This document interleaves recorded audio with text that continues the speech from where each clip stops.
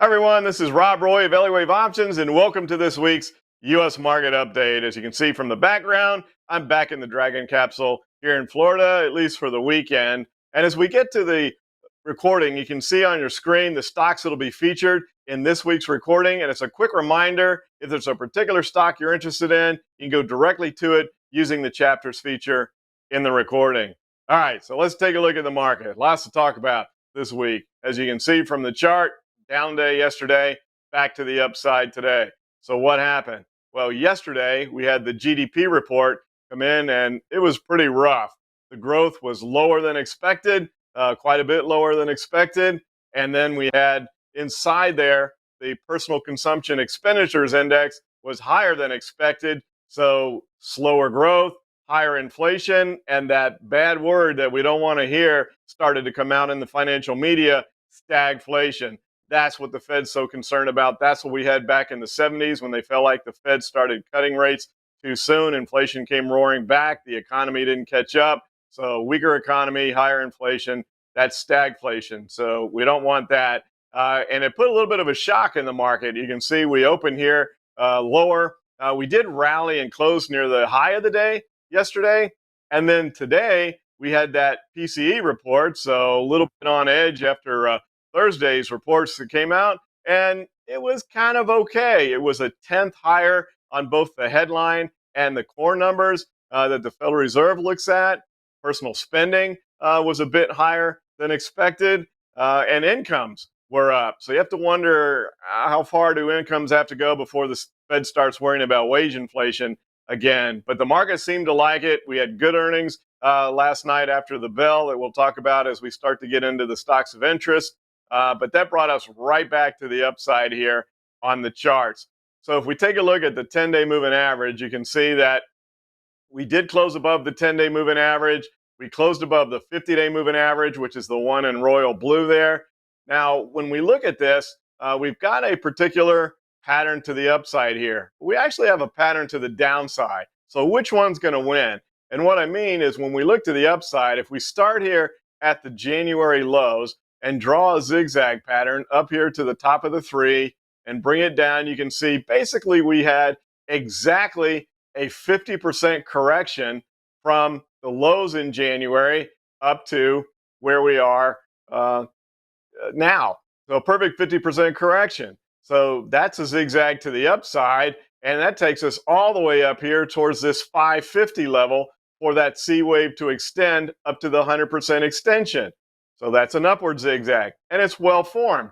Well, if we take that off and we put on another zigzag, we actually have a qualified zigzag to the downside. Now, there's a difference between when a pattern is qualified and when it becomes confirmed. And so what we're waiting for is which of these patterns is going to be the one that becomes confirmed. Because look, we're just at a 52% correction on this potential downward zigzag, which would take us right to that 480 level. We've talked about that a few times because not only is it the 100% extension on that C wave lower, it happens to be where the next level of support would be in the markets if we move lower. So we have a qualified downward zigzag. We have a qualified upward zigzag. Which one wins? Well, if you're wondering, okay, well, how do we know which one becomes confirmed? Well, if we move down here and take out this A, that's the confirmed zigzag. Or if the bigger one moves to the upside and that B wave moves up past 61.8, that one becomes confirmed. So we'll know pretty soon, but we don't know for sure yet which direction the market's going to go. So it's kind of a unique situation when you have two well-constructed, qualified zigzags in the opposite direction. Doesn't happen that often, but it's kind of real interesting when it does. So we had this bit of a trading range here. And then we tried to break out of it today. You know the rules. We need a second day, a follow-through, or confirmation day. We'll look for that.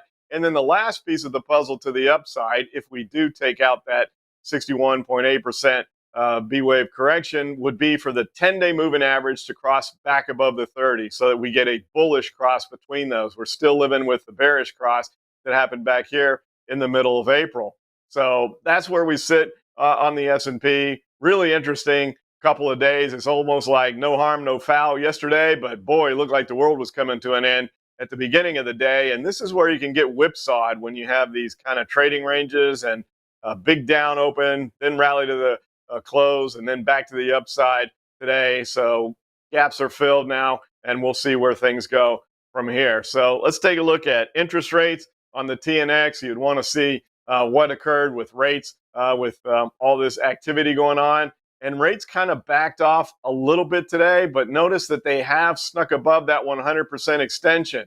Remember that we had right at the 61.8% fib level correction here in the B wave.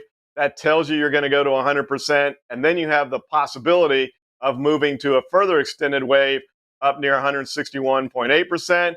That brings us to, we don't want to see that, a 5 handle on the 10-year. So if rates go up there, which happens to coincide with the highs back in November, I think that's going to be troublesome for the market. But for today, we can go into the weekend feeling at least a little bit bullish and see if we can follow today's move through in Monday's trade. All right, at this point, I'm going to shift over to the legacy software. So over here on the legacy software, and by the way, if you're wondering, these will be available on the new platform. It's in beta form. I've talked about it numerous times. You've just seen it. If you haven't gone to hub.com to get a free copy of it, again, it's free. Why wouldn't you? It's a great software. You can watch Elliott Wave live during the day. We're waiting for the data programmers to update their stuff because this is brand new software. Theirs is antiquated. So the hub programmers are working with the data providers to get everything to talk to each other. And then we'll have these symbols here and we won't come back to the legacy software anymore. But when you look at the dollar moved back to the upside a bit today. So we're right around this 106 level. So kind of right in here.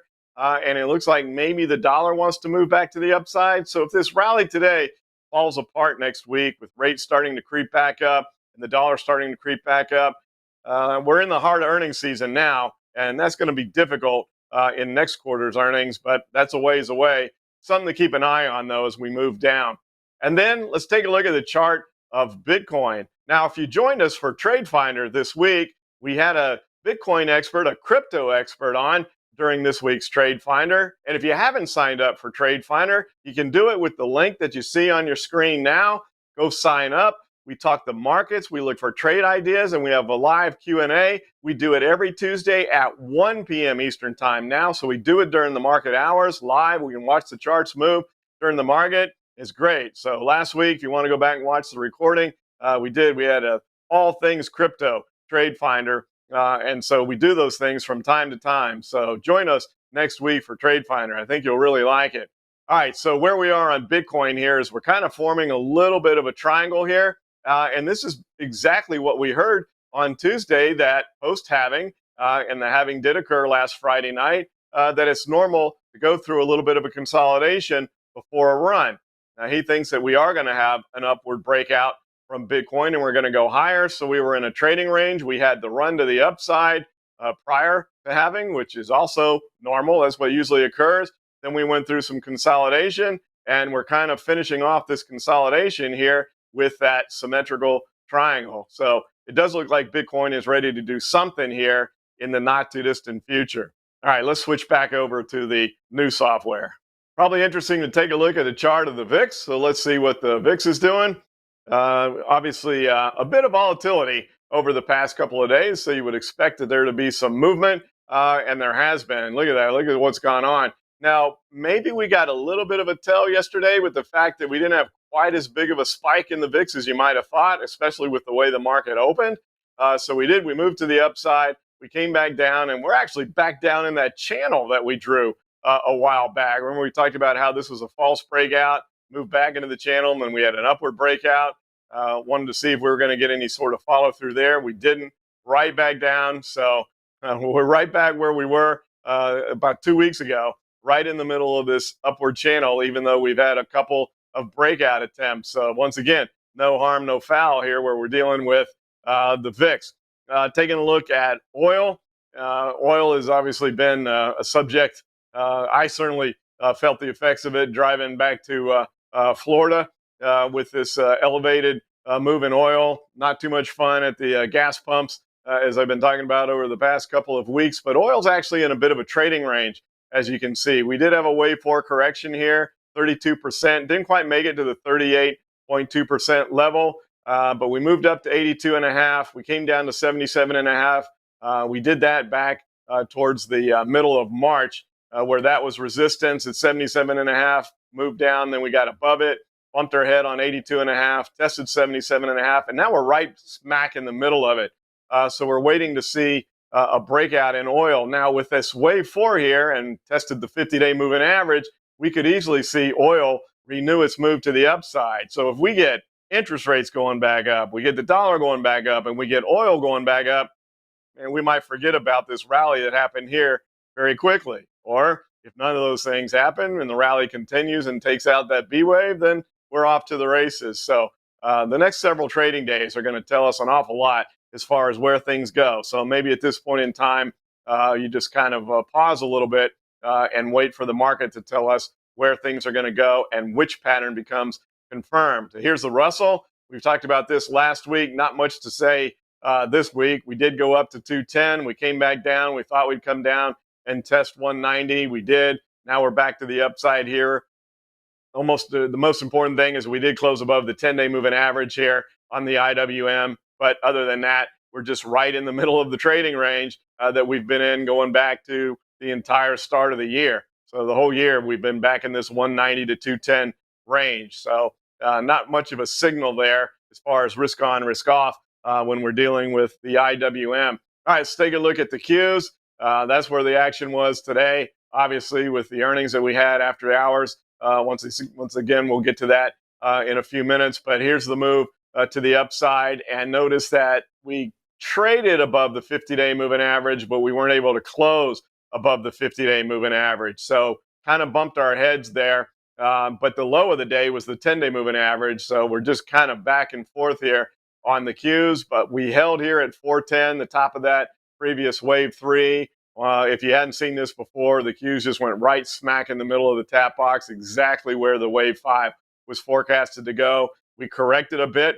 We had a greater than 100% extension on the wave 5. That means a 61.8% correction from there. And that's exactly what happened. So if we draw the fib retracement levels from here, you can see that there's the shaded area. That's where it's expected to go. And that's exactly where we went.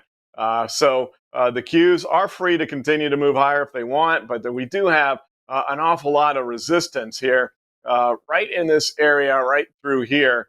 If we get back up towards 440, we consolidated there for a couple months. So I think the Qs will struggle to get back above there. But if by chance they do, and we start again looking for rate cuts, with all the data that came out yesterday and today, if you're wondering where the Fed fund futures are, right now they're only predicting one rate cut for the entire rest of the year. Remember when we were at 80%, we were going to have one in June? That's all gone. So now it's just one for the rest of the year. But if we can start getting to the point where we're looking for rate cuts again, maybe the Qs can get back above 440. But as I said, I think that's going to be a tough road for the Qs. I'm not sure they'll be able to do that. So let's take a look at some stocks of interest here. Look at Tesla. Obviously, lots of chatter about that. And you probably saw the news on their automated driving. They have some regulatory issues going on.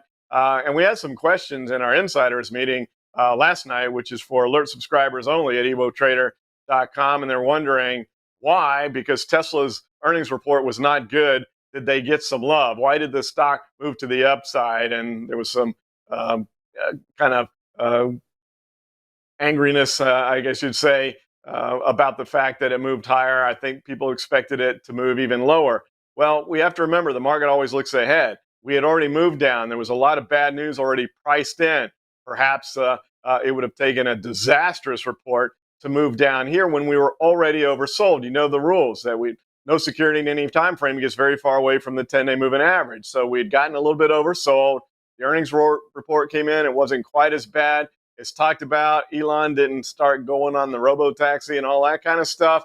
He just kind of had a normal press conference. And now we're back in this range here that I've drawn in this area between 165 and 175. So we're right back in that area. The 10-day moving average is moving back up. Has not crossed the 30 yet, so we still are trading off this bearish cross. Remember I said that we could have seen this downward move coming, this wave 3 to the downside, way back here when the 10-day crossed the 30 back in January. And we have featured that the last couple of weeks, why that 1030 cross is so important. So a little bit of a bounce here in Tesla. I really don't expect it to be able to break above 175, just an opinion.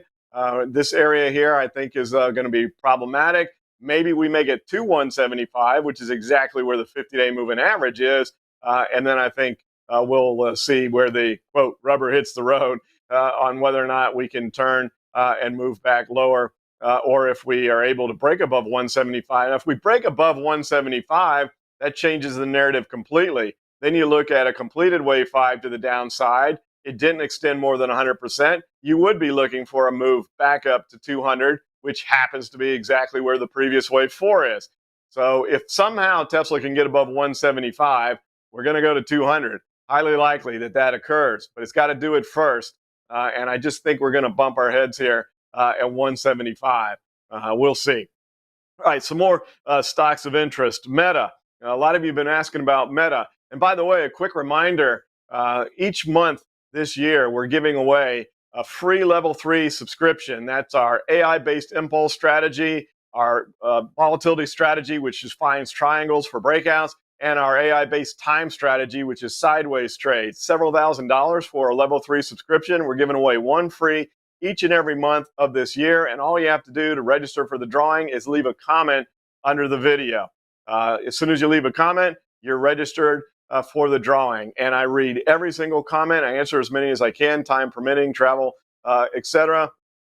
Love having the back and forth. If you disagree, that's fine too. That's what makes markets. So go ahead and post a comment and get yourself into the drawing, and we'll go ahead and take a look at stocks of interest when we can. So here we are on Meta. Now, what happened to Meta in their earnings report? Well, Mark Zuckerberg couldn't handle it. I guess he figured we've had a big enough run. He stayed away from talking about the metaverse, and then he started talking about it again and how much it was going to cost, etc. That's what had moved Meta down back when it broke below 100, and he did it again. And so now we have this big move to the downside here, the big sell-off post earnings. Not much movement today. We are still below that 10-day moving average. So we came down here. Isn't it interesting that we came down here right to where that gap was, just almost closed that gap on the low yesterday, almost exactly. And now we have this gap down. So is this an island reversal? If you're not familiar with that, that's when you have a gap in one direction, some trading, and then a gap in the other direction. So these bars here are kind of left floating on an island. That means if that's true, then some of that upward momentum is probably gone with Meta, and we may go sideways for a bit. So you can see if the market forgives him for talking about the metaverse again or not. But I think that some churning sideways here is in order. Maybe we sneak a little bit higher, allow that 10-day moving average to catch up. The one thing I do know is that those two will come back together. Now, whether it's Meta going up and the 10-day coming down, or Meta going sideways and the 10-day coming down, not sure which of those two. We never know which of those two will happen, but one of them will. Those two will come back together. That much we do know. All right, let's take a look at Coinbase. We talked about Bitcoin already in the great show that we had on the crypto world and TradeFinder this week. Look at this pattern here. It's amazing how similar the patterns are. Remember I showed you the consolidation on Bitcoin and the triangle? Well, we had this symmetrical triangle. We broke down, and now we're kind of reforming another triangle. This does happen sometimes where you get almost an extension of the triangle. It's not, because we broke to the downside out of it, but now we've got a few higher lows and lower highs, so we're kind of getting into a consolidation pattern again. And whatever happens to Bitcoin on the breakout, I think that's where Coinbase is going as well. Look at the wave 4, came almost exactly to the 38.2% fib level. That would be a good level of support. We stayed above these highs back from December and January. So Coinbase would be poised to move to the upside if Bitcoin does break from the consolidation as it normally does post the halving and then takes off. There's some pretty high predictions out there on where it could go. Some earnings news. I mentioned that there were earnings after hours last night, and we'd look at those. Google, look at that move. Google had a great earnings report and a big break to the upside.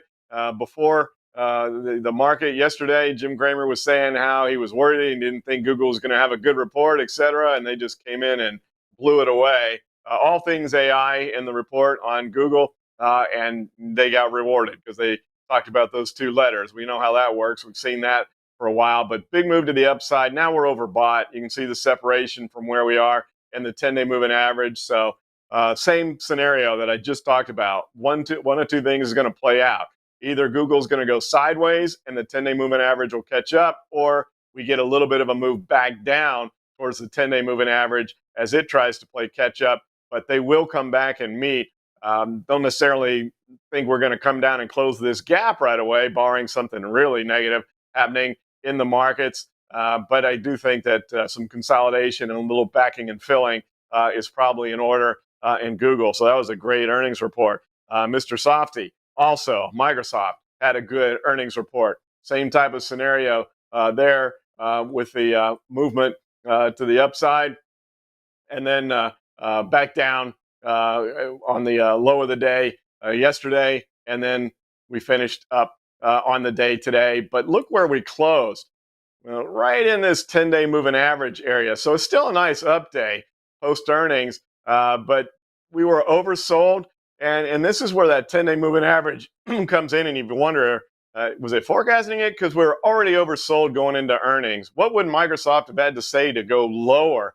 It would have had to have been really bad, and it wasn't. So back up here, we're right at the 10 and 50-day moving averages here on Microsoft. So recovered yesterday's downward move where there was some concerns going into the earnings report after hours last night. Let's look at the metals, GLD, and see what's going on there. As you can probably imagine, we've been consolidating after that big move up, and it looks like they're trying to sneak back to the upside. Notice here, we went to 161.8. So the next fib level there is 261.8. It goes to the summation series. That's how Fibonacci ratios work. The summation series is you add the previous two numbers and you get the next. So 1 and 1's 2, 1 and 2's 3, 2 and 3's 5. So it's 1, 1, 2, 3, 5, 8, 13, 21, etc. That's how it works. And when you look at these levels, to get the next level, you add the previous two. So you get the 61.8% fib extension plus the 100% extension gives you 161.8. So if we continue higher on gold, where would the next extension be? Well, the previous two, 100 plus 161.8 would give you 261.8. So we would be looking at gold moving much higher, but it has to break above that 161.8% extension first. But in order to do that, which was my original point here, oftentimes when you have an extension, it will come back and test the previous fib level first before making the extension.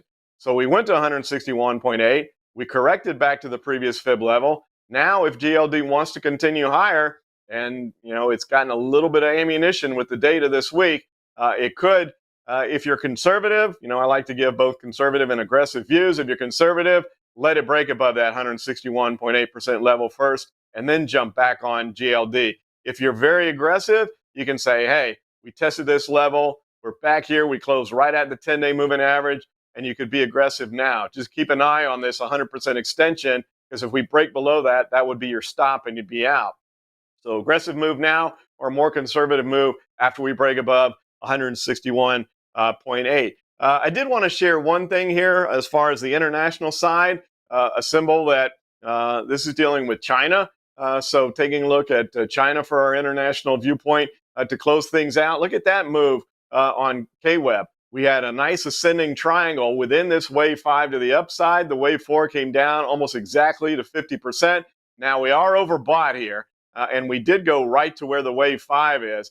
So we're looking to see if we're going to get an extension on that.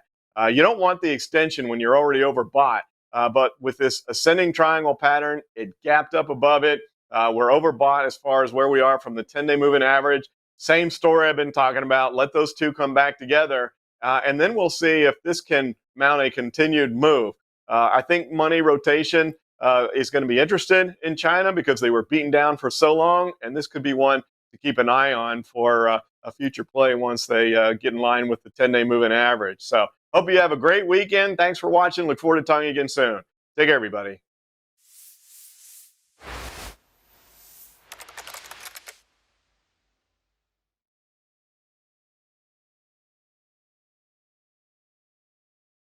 If you like these recordings, I'd like to invite you to join our new TradeFinder Live, where each and every week we do a live webinar where we talk about the market, but we also go a little more in depth into the technical analysis system that we utilize to forecast where the market's likely going to go, and also to identify trading opportunities. Get your free subscription today. Take care, everybody.